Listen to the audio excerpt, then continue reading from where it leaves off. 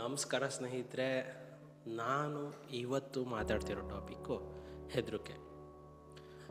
ನಾವು ಸಣ್ಣವರಾಗಿ ಇದ್ದಾಗ ಇಲ್ದಲೇ ಇರೋ ಹೆದರಿಕೆ,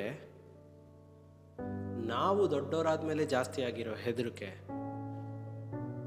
ನಮ್ಮನ್ನ ಮುಂದೆ ಹೋಗಕ್ಕೆ ಬಿಡದಲೇ ಇರೋ ಹೆದರಿಕೆ, ಲಕ್ಷಾಂತರ ಜನನ್ನ ರಾತ್ರಿ ಮಲ್ಗಕ್ಕೆ ಬಿಡದಲೇ ಇರೋ ಹೆದರಿಕೆ, ಲಕ್ಷಾಂತರ ಜನನ್ನ ಕನಸನ್ನ ನನಸು ಮಾಡಕ್ಕೆ ಬಿಡದಲೇ ಇರೋವಂಥ ಹೆದರಿಕೆ. ಆ ಹೆದರಿಕೆ ಬಗ್ಗೆ ಇವತ್ತು ನಾನು ಮಾತಾಡ್ತೀನಿ. ಮುಂದೆ ಬೆಳಿತೀನಿ ಅನ್ನೋ ಹೆದರಿಕೆನಾ, ಅಥವಾ ಇರೋದನ್ನ ಕಳ್ಕೊತೀನಿ ಅನ್ನೋ ಹೆದರಿಕೆನಾ, ಸೋಲ್ತೀನಿ ಅನ್ನೋ ಹೆದರಿಕೆನಾ, ಗೆಲ್ಲೋದೇ ಇಲ್ಲ ಅನ್ನೋ ಹೆದರಿಕೆನಾ, ಎಲ್ಲಿ ನಾನು ಬೆಳೆದು ಕೆಟ್ಟವನಾಗ್ತೀನಿ ಅನ್ನೋ ಹೆದರಿಕೆನಾ, ಅಥವಾ ನಾನು ಬೆಳೆದು ತಪ್ಪು ಮಾಡ್ತೀನಿ ಅನ್ನೋ ಹೆದರಿಕೆನಾ, ಎಲ್ಲಿ ನಾನು ಏನು ಮಾಡ್ದಲೇ ಹಾಗೆ ಕುತ್ಕೊಂತೀನಿ ಅನ್ನೋ ಹೆದರಿಕೆನಾ, ಇಲ್ಲ ನಾನೇನಾರೋ ಮಾಡ್ದಲೇ ಹಾಗೆ ಹೋಗ್ಬಿಡ್ತೀನಿ ಅನ್ನೋ ಹೆದರಿಕೆನಾ?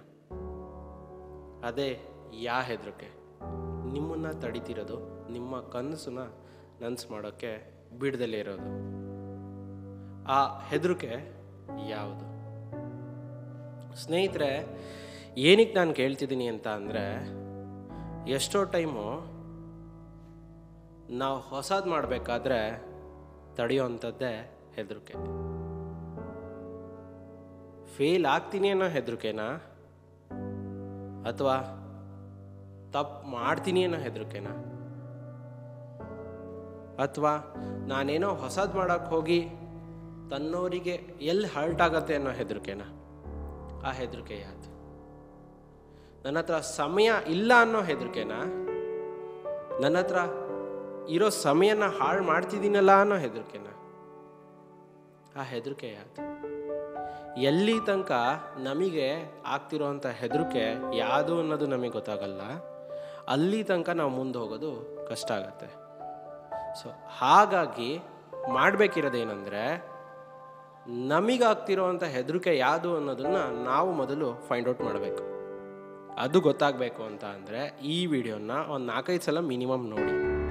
ಆಗ ನಿಮಗೆ ಗೊತ್ತಾಗತ್ತೆ, ಓಕೆ ನನಗೆ ಆಗ್ತಿರೋ ಇಂಥ ಹೆದರಿಕೆ ಇದಿರ್ಬೋದು, ಇಲ್ಲ ಇದಿರ್ಬೋದು ಅನ್ನೋದು ಎಲ್ಲೋ ಒಂದು ಕಡೆ ಫ್ಲ್ಯಾಶ್ ಆಗತ್ತೆ.